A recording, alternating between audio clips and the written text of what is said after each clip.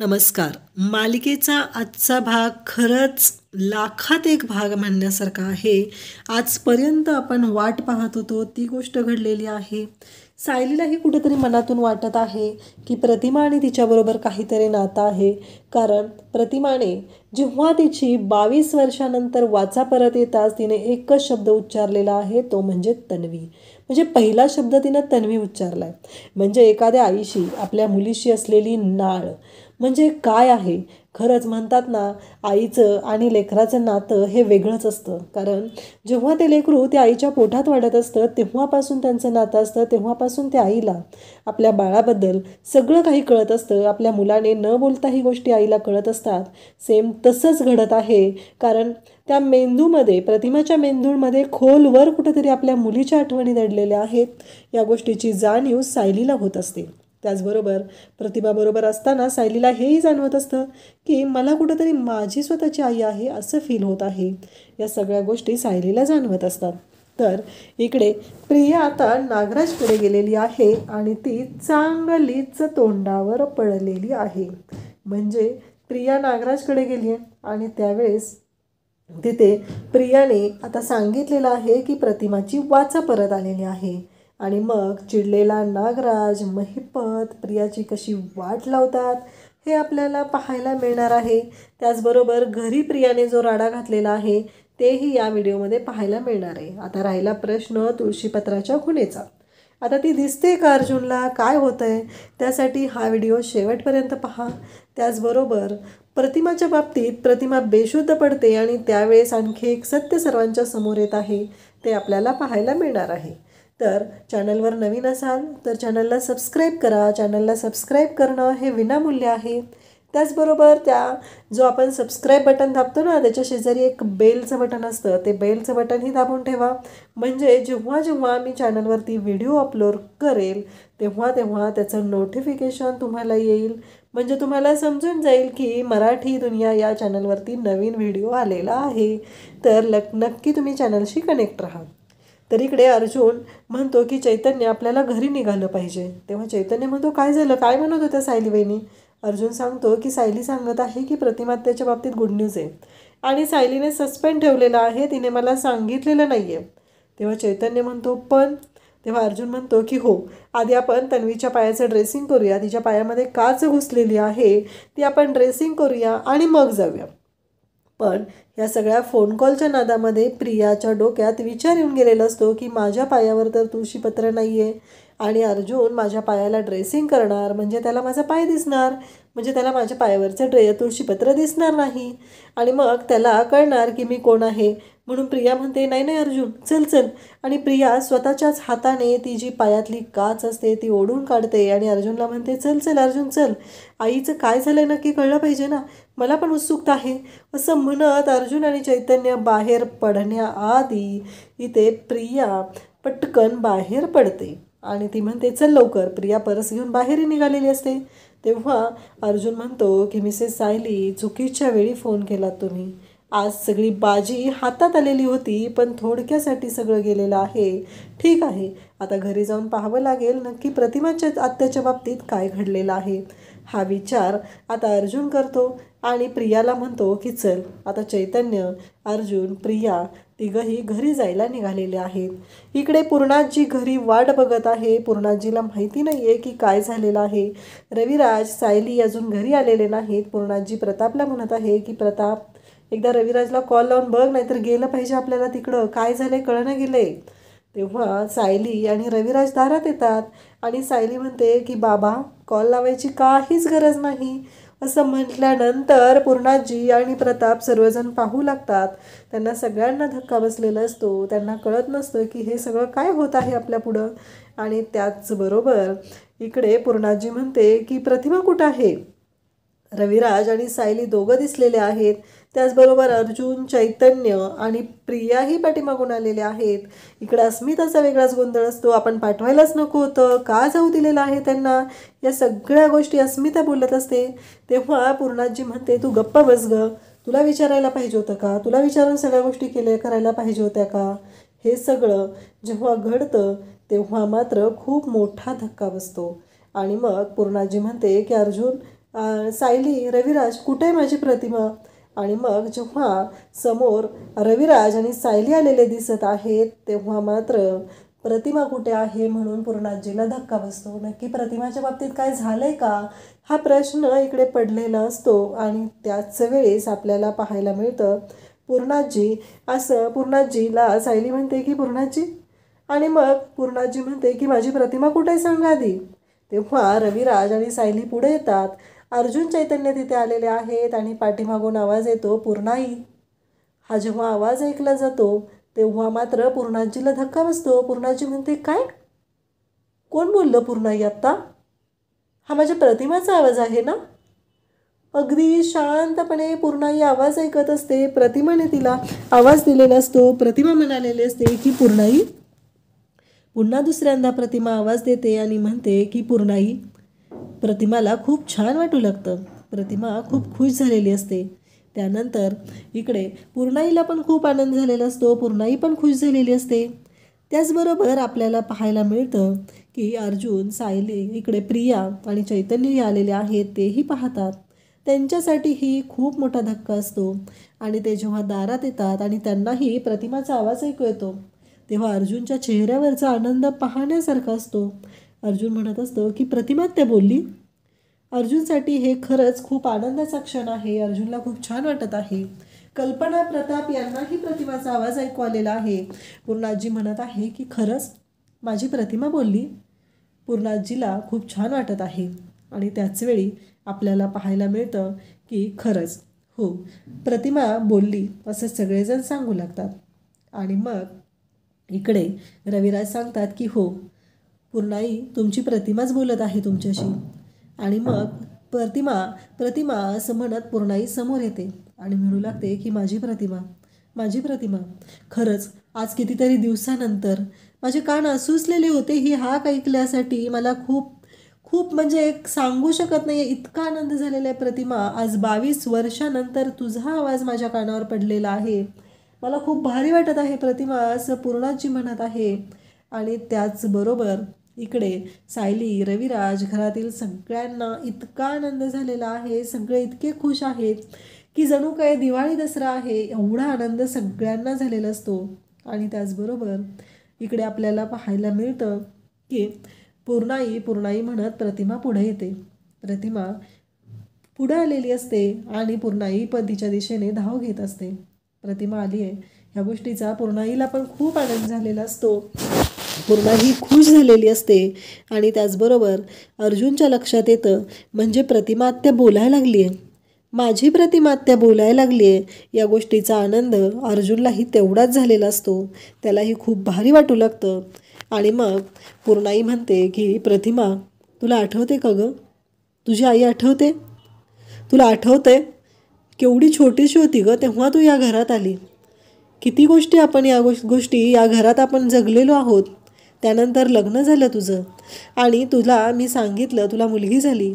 आणि अर्जुनच्या वाढदिवसादिवशी मी तुला शब्द दिलेला की काही झालं तरी तुझ्या मुलीचं लग्न हे अर्जुनबरोबर होणार आणि ती या घरची सून म्हणून या घरात येणार आहे.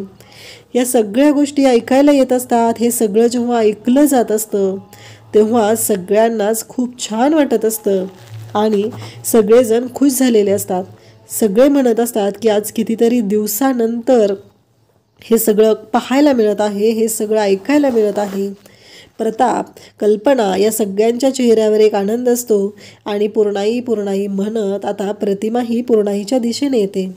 आणि पूर्णाई म्हणत असते की खरंच आज ना मी धन्य झाले. माझ्या लेकीचा आवाज इतक्या वर्षानंतर ऐकून मला बरं वाटलेलं आहे असं पूर्णाईचं म्हणणं असतं. त्याचबरोबर अश्विन सगळ्यांसाठी हे जे मॅजिक झालेलं असतं, हा जो ड्रास्टिक चेंज असतो तो इतका मोठा असतो, सगळ्यांना खूप छान वाटतं. आणि प्रतिमा आता पूर्णाईकडे जाऊ लागते. पूर्णाई प्रतिमाकडे येत आहे. दोघीजणी एकमेकींकडे डोळे भरून पाहत आहेत. डोळ्यातून पाण्याच्या धारा वाहत आहेत. आणि प्रतिमा येऊन पूर्णाईला मिठी मारते. खरं तर प्रतिमाला तो स्पर्श, ती मायेचा जो स्पर्श आहे तो आपलासा वाटत असतो. मान्य आहे प्रतिमाला दुसरं काहीही आठवत नाही. तरीही इकडे प्रतिमाला तो आपल्या आईचा जो स्पर्श आहे तो जाणवत आहे. तिला वाटत आहे की हा स्पर्श माझ्यासाठी हवाहवासा आहे. इतक्या दिवसांनंतर ही गोष्ट घडत आहे. या गोष्टीचं पूर्णाईला पण खूपच छान वाटत आहे. आणि त्याचबरोबर इकडे आपल्याला पाहायला मिळतं की हे सगळं जेव्हा घडत असतं तेव्हा मात्र इकडे सगळेच जण खुश असतात. पूर्णाई धावत आता प्रतिमाच्या दिशेने जाऊ लागते. तिलाही कधी एकदा आपण प्रतिमाला बोलतोय, प्रतिमाला भेटतोय, प्रतिमाला मिठी मारतोय असं झालेलं असतं. इकडून प्रतिमा आलेली आहे, इकडून पूर्णाई आलेली आहे. त्यावेळेस विमल म्हणते की पूर्णाई, आता तुम्ही जे देव पाण्यात ठेवले ते काढायचे ना बाहेर. विमल जेव्हा असं म्हणते तेव्हा पूर्णाई म्हणते, हो ग, देव पाण्यातले काढूया आपण बाहेर. इथे खूप आनंदाचा क्षण असतो. सगळेजण एकमेकांकडे पाहत असतात. सगळ्यांना खूप छान वाटत असतं, खुश असतात, सगळे खूप खुश असतात. एवढं छान वातावरण झालेलं असतं घरातलं. आणि पूर्णाई येऊन प्रतिमाला मिठी मारते, प्रतिमाला मिठीत घेते. प्रतिमाला तो स्पर्श आपला वाटतो, तो स्पर्श हवाहवासा वाटत असतो. कुठंतरी वाटत असतं की हा स्पर्श माझ्या आईचा आहे. पूर्णाई म्हणते की खरंच आज ना मी धन्य झाले आहे. पूर्णाईचे हे शब्द ऐकून सगळ्यांनाच खूप छान वाटत आहे. सायलीही खुश झालेली आहे. सायलीलाही खूप आनंद झालेला आहे. फायनली इतक्या दिवसांनंतर सुभेदारांच्या घरामध्ये हा आनंदाचा क्षण पाहायला मिळत आहे. आणि सगळे खुश असतानाच प्रियाच्या चेहऱ्यावर मात्र 12 वाजलेल्या आहेत. कारण काहीही झालं तरी प्रियाला असं वाटत आहे की का ही शुद्धीवर आली आहे. गरज काय होती, म्हणजे हिला वाचायची परत यायची. एकतर ही सापडू नये असं वाटत होतं, ही सापडली. त्याचबरोबर हिला आता हिची वाचा येऊ नये असं वाटत होतं, तेही झालेलं आहे. मला आता मागच्या मागे इथून कल्टी मारली पाहिजे, पळून गेलं पाहिजे मला, असं प्रियाच्या डोक्यात येऊ लागतं. आणि प्रिया तसा विचारही करू लागलेली असते. त्याचबरोबर प्रियाच्या डोक्यात हे सगळे विचार सुरू असतात. आणि प्रियाचं मन तिला सांगत असतं की नाही, आत्ताच्या आत्ता आपल्याला इथून बाहेर पडलं पाहिजे, नाहीतर खूप अवघड होणार आहे. हे सगळं प्रियाचं मन तिला सांगत असतं. आणि त्याचबरोबर आता सगळेजण देवाकडे जातात. देवाला नमस्कार करायचा असतो. कारण आज देवाच्या कृपेनेच इकडे हे सगळं घडलेलं असतं. आणि देवाच्या कृपेनेच प्रतिमाची वाचा परत आलेली असते. प्रतिमाच्या चेहऱ्यावरती तो आनंद असतो, तो पाहायला मिळत असतो. सगळेजण खुश असतात. सगळ्यांना खूप छान वाटत आहे.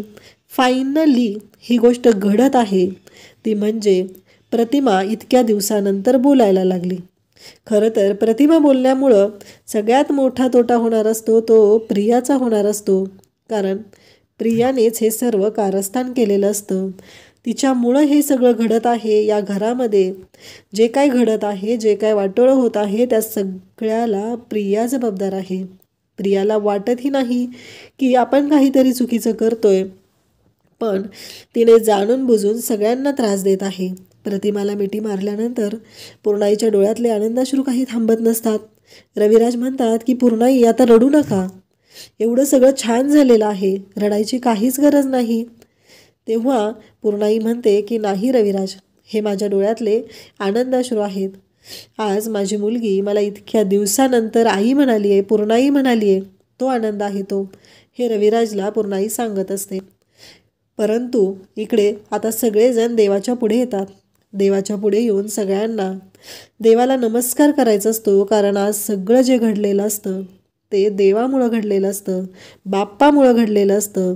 आणि मग सगळेजण बाप्पाला नमस्कार करू लागतात. बाप्पाला सगळेजण बाप्पाच्या चरणी स्वतःला तिथे नमन करत आहेत. बाप्पाला म्हणत आहेत की आज हा चमत्कार जो घडलेला आहे, हा सगळा तुझ्यामुळं घडलेला आहे, हे सगळं तुझ्यामुळं शक्य झालेलं आहे. आणि मग इकडे पूर्णाईला मात्र लक्षात येतं की प्रतिमाला काही गोष्टी आठवत नाही आहेत. प्रतिमा अजूनही शांत आहे, हे पूर्णाईला कळून चुकतं. आणि मग सायली सर्वजण घरातले खुश झालेले असतात. सगळेजण खुश असतात. सगळ्यांना खूप छान वाटत असतं. सगळेजण एकमेकांकडे पाहत आहेत, आनंदात आहेत.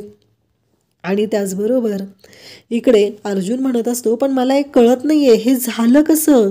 चैतन्य म्हणत असतो की हे झालं कसं. तेव्हा सायली सांगायला सुरुवात करते, मी सकाळी डॉक्टरांना फोन केला आणि मग डॉक्टरांशी बोलले. तेव्हा डॉक्टरांनी मला असं सांगितलं की अशा केसेसमध्ये जो प्रसंग घडलेला असतो तो प्रसंग आपण पुन्हा रिक्रिएट केला तर ती व्यक्ती बरी होऊ शकते आणि पूर्णपणे बरी होऊ शकते. मग मी आणि रविराज काका आम्ही सगळ्यांनी ठरवलं. तेव्हा प्रियाला राग येतो. प्रिया म्हणते की पण मला का सांगितलं नाही आहे तुम्ही कोणी? माझ्या आईच्या बाबतीत तुम्ही डिसिजन घेणार होता, मग मला का सांगितलं नाही? हा हट्ट प्रियाचा चालू झालेला असतो. तेव्हा सगळेजण म्हणू लागतात की तुला कॉल केला होता रविराजने, तू काय बोललीस? तेव्हा रविराज पण म्हणतो की तुला आठवतंय का तन्वी, मी तुला कॉल केला होता तेव्हा तू मला काय म्हणाली माहिती का? तू मला म्हणालीस की माझं लेक्चर चालू आहे, मी महत्त्वाच्या कामात आहे, मग मी तुला हेच सांगायला फोन केलेला. तेव्हा सायली म्हणते की तुला माहिती आहे का, पहिल्यांदा तन्वी अशी हाक मारलेली आहे, पहिला शब्द उच्चारला आज इतक्या वर्षानंतर तोही तन्वी असा आहे.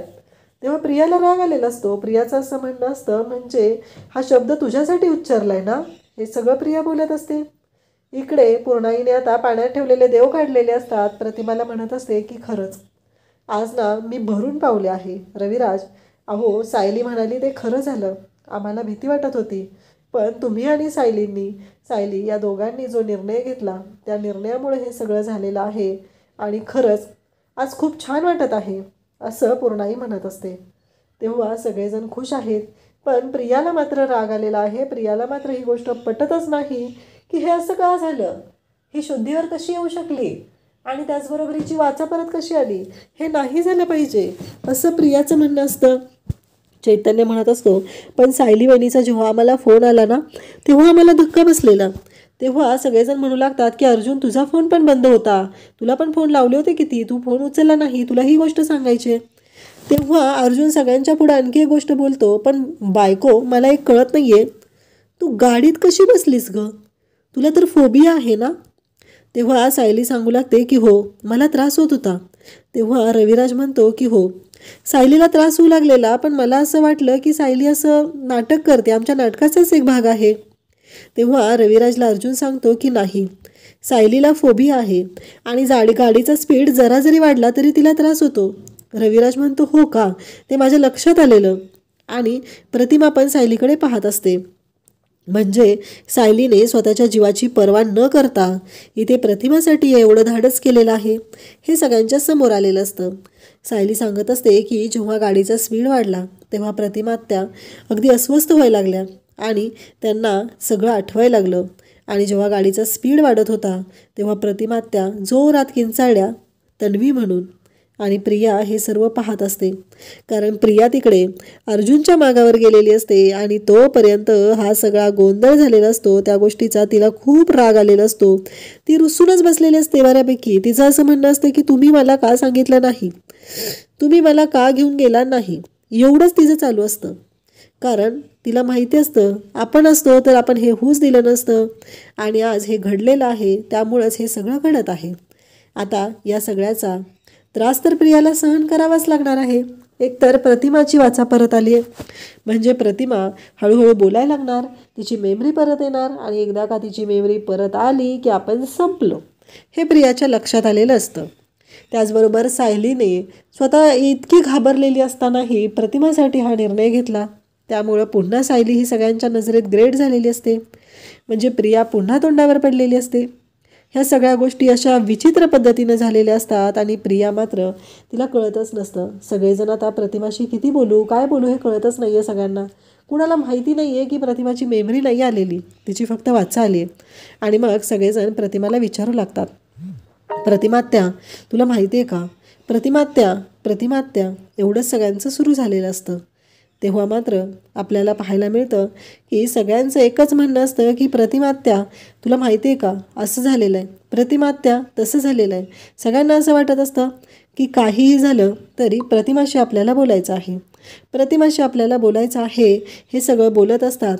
आणि त्याचबरोबर इकडे आपल्याला पाहायला मिळतं की सायली सगळ्यांशी बोलत आहे, सगळ्यांना सांगत आहे. आणि मग डॉक्टर श्रद्धा जोशी यांना पण कॉल केलेला आहे, तर त्याही येत आहेत. तर हे जेव्हा बोललं जातं तेव्हा मात्र इकडे सगळेजण पाहू लागतात. सगळ्यांसाठी हा खूप मोठा धक्का असतो. कळत नसतं की हे सगळं काय होणार आहे. आणि इकडे रविराज मात्र सगळ्यांना सांगत असतात की मी श्रद्धाला बोलवलेलं आहे, ती येईल, ती प्रतिमाशी आधी बोलेल. प्रतिमाला काही गोष्टी आठवत नाही आहेत, तिला फक्त एवढंच आठवलेलं आहे. हे सगळ्यांना सांगितलं जातं आणि मग प्रियाला थोडंसं बरं वाटतं, कारण काही का असेना हिला आठवत तर नाही आहे ना, चला म्हणजे अजून तरी आपल्या पत्त्यावर काहीतरी आहे. मग प्रिया पुन्हा तिथं जाते आणि प्रतिमाच्या जवळ जाऊन वेड्यावनी वागायला लागलेली असते. आई उठ ना, आई उठ ना, आई तुला माहिती आहे ना, आई उठ ना, आई प्लीज, आई प्लीज, असं सगळं ती करत असते. तिचा कांगावा सुरू होतो आणि तिचा कांगावा इतका असतो की त्याचा त्रास समोरच्या व्यक्तीला होत आहे या गोष्टीची जाणीव पण तिला नसते आणि ती रडायची नाटकं करत असते. हे सगळं तिचं सुरू असतं आणि त्याचबरोबर घरातले सगळे तिला म्हणत असतात की बास झालं, अति होतं हे सगळं. हे सगळ्यांच्या लक्षात आलेलं असतं आणि इकडे ती प्रतिमाला जवळ जाऊन, मी तुझी मुलगी आहे, मी तुझी मुलगी आहे, बघ ना तू माझ्याकडे आई, तू बघ ना, तुला माहिती आहे ना, तुझ्या लक्षात येतं आहे ना, अगं मी तुझी तन्वी आहे, मीच तुझी तन्वी आहे, असं ती ओरडून ओरडून सांगत असते. तेव्हा डॉक्टर तिथे आलेले असतात आणि डॉक्टर म्हणतात की रविराज, तन्वीला थांबव.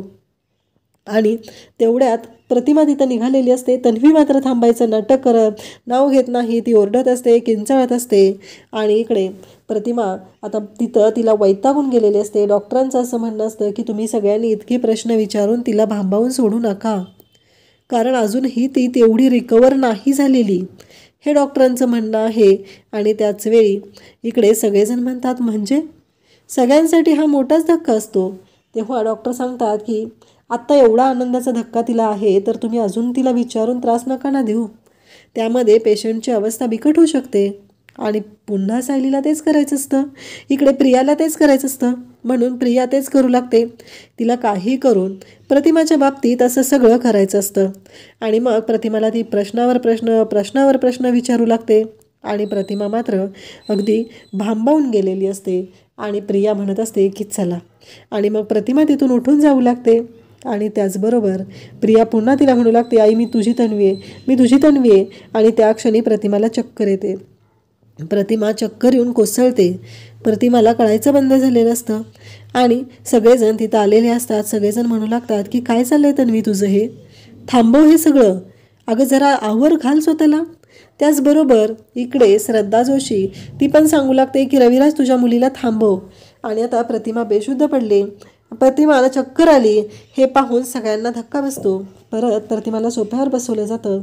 तिथे चैतन्य प्रतिमाला चेक करतो आणि तिला म्हणू लागतो की आत्या शांत हो जरा, अर्जुनच्या लक्षात येतं काहीतरी वेगळं घडत आहे, काहीतरी वेगळं आहे, असं म्हणत अर्जुनही पुढे येऊ लागतो.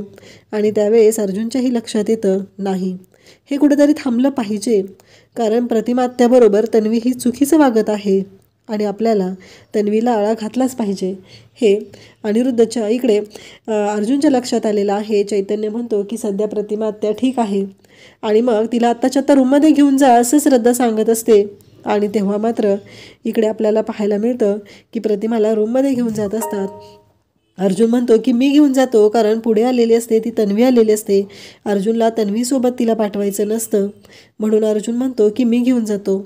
आणि अर्जुन प्रतिमाला घेऊन रूममध्ये निघालेला असतो आणि तन्वीला बाजूला ढकललं जातं. तन्वी चुकीची आहे हे सगळ्यांच्या लक्षात आलेलं असतं.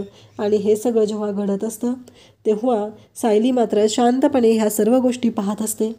प्रियाला असं वाटत असतं की जे काय घडलेलं आहे ते चांगलंच घडलेलं आहे आणि काहीही झालं तरी आत्ता जे काही घडत आहे ते आपल्या गोष्टीने अजून तरी चांगलं आहे, पण एकदा काही प्रतिमा सगळं तिला आठवायला लागलं तर आपलं अवघड होणार आहे, ही गोष्ट प्रियाच्या लक्षात आलेली असते.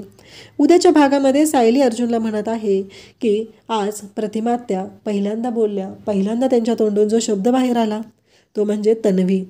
कुठंतरी मेंदूमध्ये त्यांच्या अजूनही फिट आहे की त्यांची एक मुलगी आहे आणि ती तन्वी आहे, म्हणून तर प्रतिमा आत्या हे सगळं बोलू शकल्या, नाहीतर त्यांच्यासाठी खूप अवघड होतं. हे सगळं बोललं जात असतं आणि त्याचवेळी आपल्याला पाहायला मिळतं की अर्जुन भाऊक झालेला असतो. सायली म्हणत असते, म्हणतात ना आईचं नातं हे लेकीशी नाळेने जोडलेलं असतं, त्यांची नाळ जोडलेली असते, त्यांच्या मनाची नाळ जोडलेली असते, म्हणून तर प्रतिमा आत्या हे बोलू शकलेले आहेत, हे सायली सांगत असते. त्याचबरोबर प्रिया आता इकडे महिपतकडे आलेली असते आणि मग महिपत तिला विचारतो, जेव्हा ते सगळे ॲक्सिडेंटचा रिक्रिएशन करण्यासाठी गेले तेव्हा तू कुठं होतीस?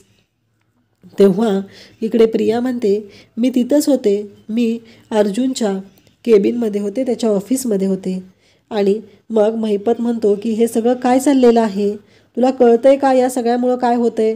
शेवटी प्रिया ही एक कठपुतली भावली आहे आणि तिच्यामुळंच हे सगळं घडलेलं आहे असा दोष महिपत आणि नागराज देऊ लागलेले आहेत. नागराजला तर खूप राग आलेला आहे, कारण हे सगळं नागराजवर उलटणार आहे.